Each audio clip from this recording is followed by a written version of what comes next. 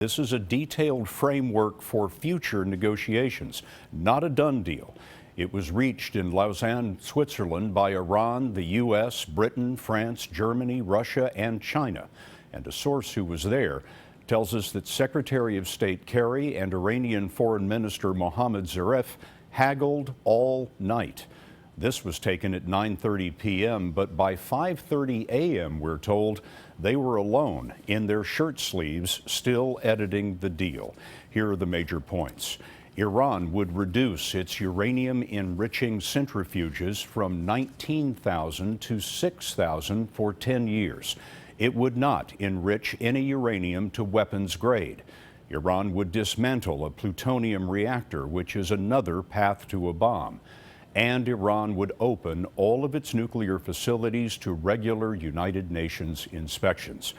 After compliance is certified by the UN, crippling economic sanctions against Iran would be rolled back. Margaret Brennan just sat down with the man who closed the deal. Iran says none of their nuclear facilities are going to shut down. That sounds like a political win for Iran's supreme leader. How do you defend that in front of Congress?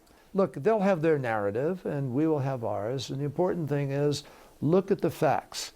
Look at the access we will have to their facilities, the tracking of their uranium, the oversight of their promises that they have made with respect to this, the accountability we will have. But Iran has been clashing with inspectors for years. Yeah, I know, but how can you know they won't cheat? Well, Margaret, because we have a whole new system that we designed and that they accepted and worked on to absolutely answer that question, so that we now have a guaranteed access. If they don't provide it, the sanctions come back.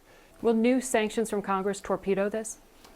New sanctions now would clearly be unnecessary, given what we've been able to achieve, and yes, it would have a profoundly negative impact on this. But how do you convince Congress not to do that? It would be highly irresponsible to simply break this apart by now stepping into the middle when the measure of this agreement, I believe, can stand the test of scrutiny. Do you think that this deal is basically a long-term bet on the future of Iran? I mean, what does Iran look like at the end of 10 or 15 years? We're not betting. There's no betting here. Let me tell you something. If they don't earn the world's confidence, then we have every option available to us then that is available to us today. We've given up nothing.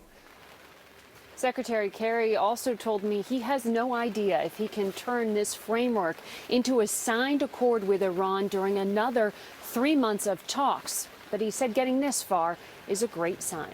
Great interview, Margaret. Thanks very much.